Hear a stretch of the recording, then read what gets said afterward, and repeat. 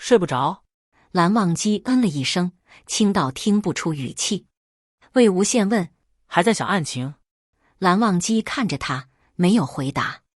那封信的落款是3个月前，看来柳宗主早就想到，或许金光瑶有一天会对自己产生杀机，于是早早料理好了身后之事。我们恰好在这时收到信，也算是来得早不如来得巧。或许并非巧合。魏无羡侧过头去，双眉一宣。蓝忘机道：刘府之行，兴许是个诱因。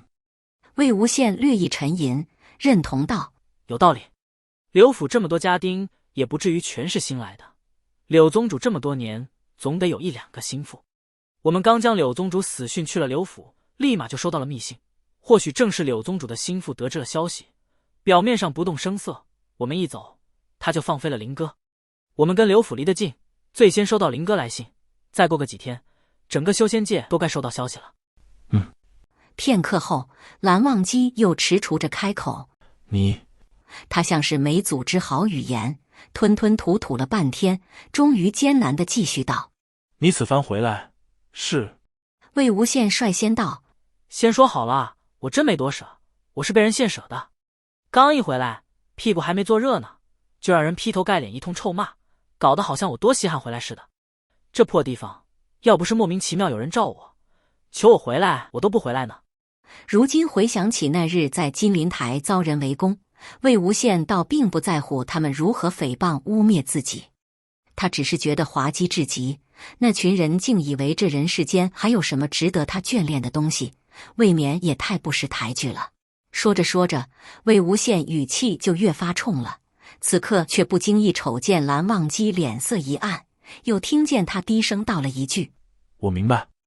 魏无羡愣了愣，不知怎地，他脑海里突然闪过那日蓝忘机醉酒后落寞的神色，可还未等他来得及细想，又听见蓝忘机道：身体可有不适？魏无羡扁了扁嘴：还行，没缺胳膊，没少腿。他像是颠西瓜似的，捏了捏胳膊，拍了拍腿，确认他们都好好待在应该待的地方。你脉象一直不稳，或许是受献舍之术影响，若是早日结丹，应当会有所好转。是吗？我怎么没觉得有什么不稳？可能是睡太久了，缺乏锻炼吧。蓝忘机听着他信口胡诌，无奈地叹了口气：你可知献舍缘由？言归正传，魏无羡的身子终于舍得离开了栏杆，稍微拾回了点像样的站姿，缓缓道：这就得从头说起了。我们姑且相信柳宗主所言属实，那么金光瑶为了掩盖丑闻，设计杀死自己很可能将是痴呆的儿子，并嫁祸给宿敌裴宗主，后又为了斩草除根，暗中铲除曾在构陷裴宗主一事中做伪证之人。与此同时，他又一直遭到柳宗主的勒索。可如此过了好几个月，柳金二人也算是平安无事，各得其所。为何金光瑶会在这时突然要杀了柳宗主灭口？出了差错。什么差错？蓝忘机缓缓侧过头来，凝视着魏无羡的眼睛。你这个字话音很低，带着一股难以言喻的磁性，令魏无羡心头不由一颤。他清了清嗓子，平复心神道：没错，他一定万万没想到此事会跟夷陵老祖扯上关系。柳宗主遇害是在清谈会之后，也恰好是在独秀岭事发之后。金光瑶突闻夷陵老祖重归于世，或许就已察觉事出蹊跷，知道只恐怕是兜不住火了，便起了鱼死网破的心思。这起谋杀案之所以会让人联想到我，正是因为那5声笛音。可金光瑶杀人只是为了灭口，就算是要嫁祸，也大可嫁祸其他人，没必要大费周章，特意把我这尊大瘟神牵扯进来。因此我想，这笛音并不是金光瑶的手笔。蓝忘机点头道：还有一股势力。一股势力如履薄冰，妄图杀人于无形；另一股力量却在暗地里搅浑水，巴不得局面越乱越好。这第一股势力暂且水落石出，而第二股势力则有的查了。韩光卷，不如我们先回陇东，看看独秀岭还能不能找到更多关于吹笛之人的线索，你意下如何？好。接着蓝忘机又道：还有一事不明。魏无羡挑了挑眉，蓝忘机侧过身来：为何会牵连到你？魏无羡微微一审，笑道：那还不简单，夷陵老祖是块砖，哪里需要往哪里搬呗。从吹笛嫁祸再到献舍还魂，每一个环节必然都让人精心算计好了。他盘算着，我若是一回来，发现背上一口黑锅，不管是为了苟活，还是为了洗脱冤屈，肯定是要把事情查个水落石出的。就算是失算了，那人也可以全身而退，横竖黑锅都是由我来背。不会啊？什么不会？蓝忘机认真道。不会让你蒙冤。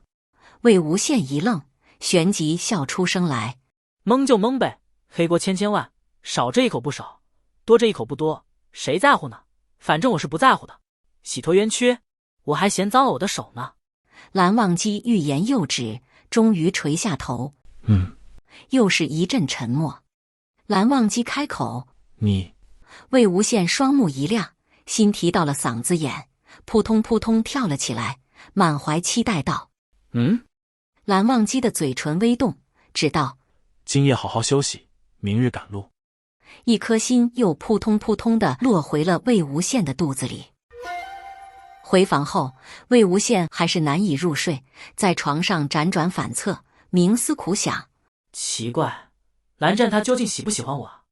之前我试探他，他虽是没正面回答，但也没否认。可我都回来这么久了，他怎么对我一点都不热情？看起来也并没有很高兴的样子。他们姑苏蓝氏作风如此清新脱俗，难不成喜欢一个人的方式也跟常人不一样？还是说，他们连喜欢的定义都跟常人不一样？他对我根本就不是我想的那种喜欢。好不容易带着满腹疑窦沉入梦乡，结果却是日有所思，夜有所梦。他竟然梦到了蓝忘机，这才知道，原来蓝忘机是被坏人下了一种毒蛊，没办法好生说完一句话，通常刚说完第一个字就开不了口了。这种毒蛊十分难解，无药可救。然而才智过人的魏无羡硬是力挽狂澜，逆天改命，二人终成眷属，同床共枕。可就当蓝忘机要脱衣服的时候，他就醒了。魏无羡痛心疾首，嗟叹连连。再一想，八成是因为他还没见过蓝忘机不穿衣服是什么样子吧。他又不得不感叹，自己未免也太正人君子了。那夜他就该趁着蓝忘机喝醉了酒，偷偷给他把衣服换了的，这样也不至于做梦正做到精彩之处，却碍于想象力匮乏而无以为继了。再往窗外一瞧，艳阳当空，他竟是一觉睡到了大中午。二人收拾好行装，便按照昨夜商量好的，御剑回了陇东。天空格外晴朗，万里无云，眼前景致明朗开阔。魏无羡睡饱了觉，更觉神清气爽。行至中途，忽道：蓝湛，我们在前面停一停吧。蓝忘机垂目遥望，前方是片深山老林，杳无人烟，并不似有线索可循。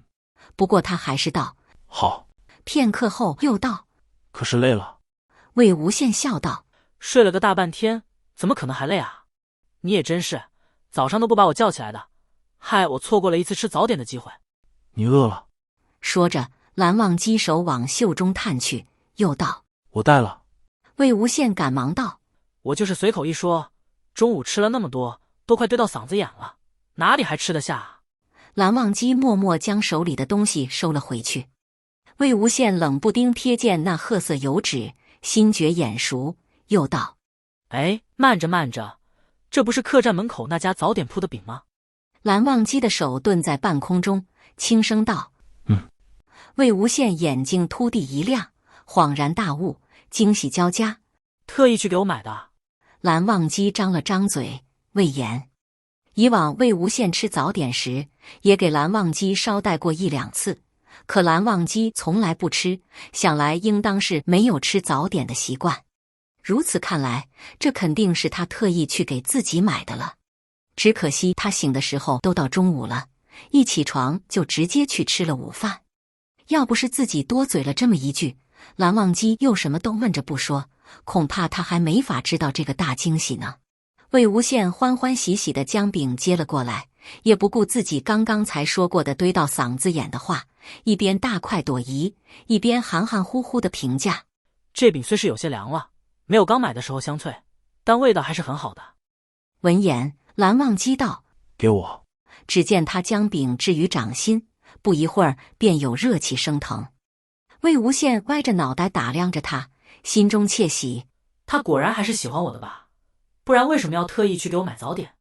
不但给我买早点，还愿意用灵力替我热饼，这肯定是喜欢一个人才做得出来的事。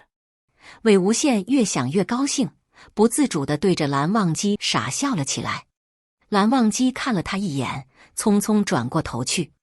魏无羡又开始想，可他究竟是喜欢我什么呢？想当初我那么招人喜欢，他却偏偏不喜欢我。